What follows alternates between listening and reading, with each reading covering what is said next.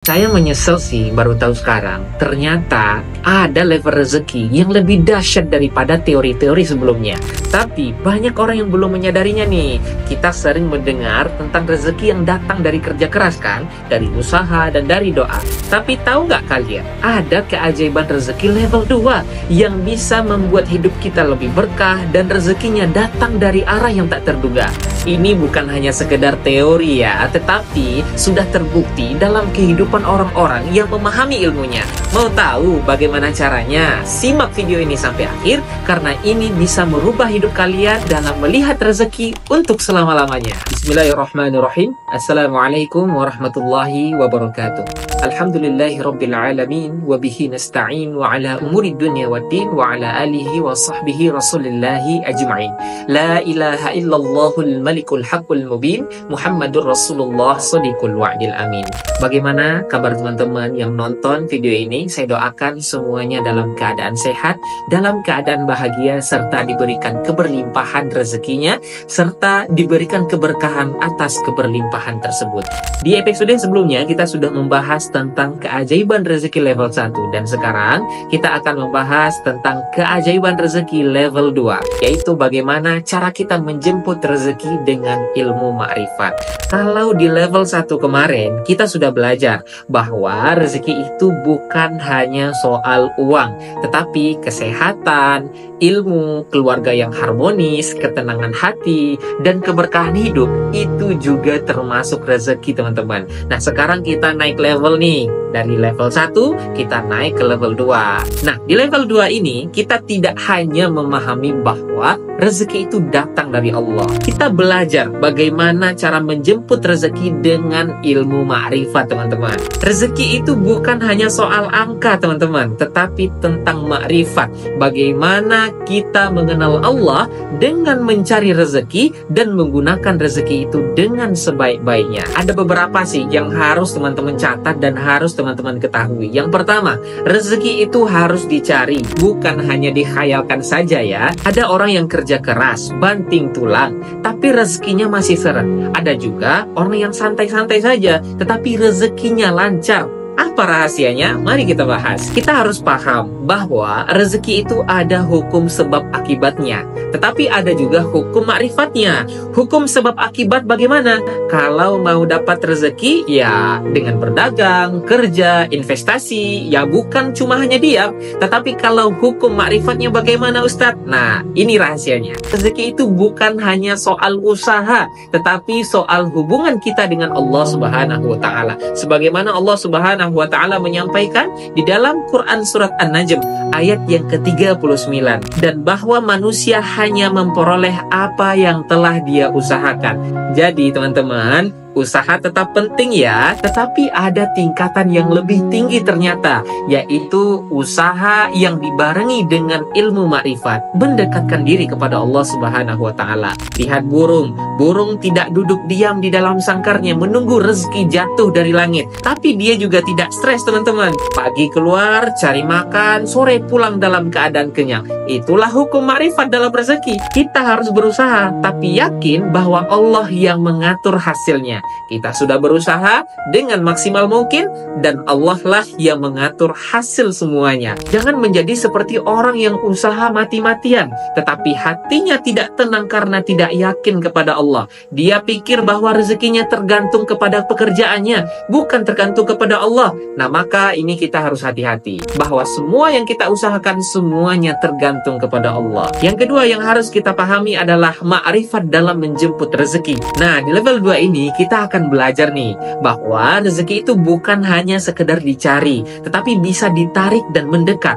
Lah, bagaimana caranya? Nah, ada caranya. Ada 4 kunci dalam ilmu ma'rifat dalam menarik rezeki. Nah, mau dibocorkan nggak nih? Coba sekarang siapkan catatannya dan tulis ini baik-baik. Yang pertama, rutin bangun malam dan berdoa di sepertiga malam. Sebagaimana Nabi SAW pernah menyampaikan, pada sepertiga malam terakhir, Allah turun ke langit dunia dan berkata, siapa yang berdoa kepadaku, maka akan aku kabulkan. Siapa yang meminta kepadaku, maka akan aku berikan, dan siapa yang meminta ampun kepadaku, maka akan aku ampuni. Nah, Masya Allah, teman-teman semua yang dirahmati Allah Subhanahu wa Ta'ala, orang yang rutin bangun malam ternyata rezekinya ditarik oleh Allah.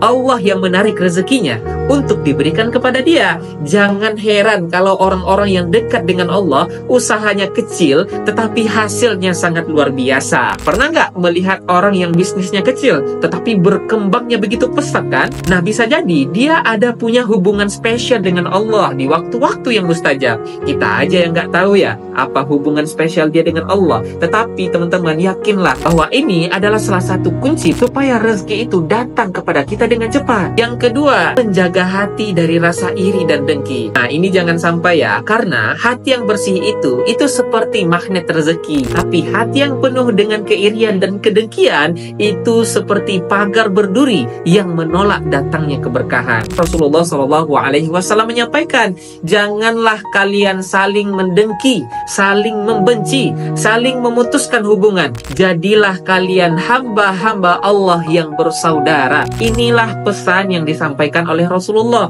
Ada orang yang rezekinya seret bukan karena kurang usahanya, tetapi karena hati dan pikirannya penuh dengan kebencian. Ternyata teman-teman, orang iri itu capek sendiri. Temannya sukses, dia sakit hati. Saudaranya naik jabatan, dia yang stres. Tetangganya beli mobil baru, dia yang gelisah. Nah, hidupnya penuh dengan kegelisahan. Sampai kapan mau hidup seperti itu? Sibuk menghitung rezeki orang lain, tapi lupa menghitung nikmat sendiri. Padahal kalau kita bersyukur, Allah akan tambah nikmat kepada kita. Tetapi kalau kita sibuk dengan iri, sibuk dengan kedengkian, maka Allah akan buat hidup kita sempit. Nah, itu jauh-jauhi ya, supaya hidup kita dijauhi dari ketidakberkahan. Nah, rahasia ketiga yaitu dengan memperbanyak sedekah dengan hati yang ikhlas. Ini memang amalan dahsyat nih. Ada orang yang sudah sampai pada ilmu makrifat, kalau dia tahu bahwa rezeki itu bukan hanya ditumpuk, tetapi disalurkan dan dikeluarkan sebagian daripada hartanya. Sebagaimana sabda Nabi Shallallahu Alaihi Wasallam bahwa sedekah itu tidak akan mengurangi harta kita. Secara logika dunia, kalau uang keluar pasti dia berkurang. Tetapi dalam ilmu makrifat berbeda. Kalau uang keluar untuk sedekah, maka akan Allah ganti berkali lipat, teman-teman. Lihat para pengusaha sukses yang rajin bersedekah, hartanya justru makin berkembang. Lah, kenapa bisa makin berkembang? Karena sedekah itu bukan hanya mengundang rezeki, tetapi juga membersihkan rezeki. Nah, ternyata ini rahasia yang keempat yang mungkin teman-teman mudah untuk mengamalkannya, yaitu sebagaimana Allah Subhanahu wa Ta'ala menyampaikan di dalam Quran surat Nuh ayat 10-12. Maka aku katakan kepada mereka, mohonlah ampun kepada Tuhanmu, sesungguhnya Dia Maha Pengampun. Niscaya Dia akan menurunkan hujan yang lebat kepadamu dan memperbanyak harta dan anak-anakmu, serta mengadakan kebun-kebun dan sungai-sungai untukmu. Nah, Masya Allah kan, kalau rezeki kita seret, coba dicek lagi apakah dosa kita masih banyak. Bisa jadi ada dosa kita yang belum diampuni oleh Allah. Maka perbanyaklah istighfar dan meminta ampun kepada Allah. Jangan kita remehkan istighfar. Banyak hutang istighfar, usaha mendek istighfar, gaji tidak cukup istighfar, keluarga tidak harmonis istighfar. Karena istighfar bukan hanya menghapus dosa, tetapi juga menjadi magnet rezeki bagi kita dan akan mendatangkan keajaiban rezeki di dalam kehidupan kita. Nah, kesimpulannya, bagaimana cara supaya hidup tenang dan rezeki pun datang? Kalau mau menjemput rezeki dengan ilmu makrifat, jangan hanya cuma kerja keras, tetapi harus kerja cerdas dengan mendekatkan diri kita kepada Allah Subhanahu wa Ta'ala. Setidaknya ada 4 yang harus kita lakukan. Bangun di tengah malam dan berdoa kepada Allah. Jaga hati supaya tidak iri dan dengki kepada saudara kita, dan memperbanyak sedekah di kehidupan sehari-hari. Dan yang keempat yaitu memperbanyak istighfar dari setiap keadaan yang kita lalui. Mudah-mudahan keempat ini bisa kita lakukan dengan istiqomah, sehingga rezeki itu akan datang dengan sendirinya tanpa kita harus mengejar-ngejarnya. Orang yang sudah sampai kepada ilmu marifat, maka dia tidak akan stres lagi soal rezeki, karena dia tahu rezeki itu bukan di tangan manusia, tetapi ada di tangan Allah. Sampai ketemu di keajaiban rezeki level 3. Barakallahu fikum.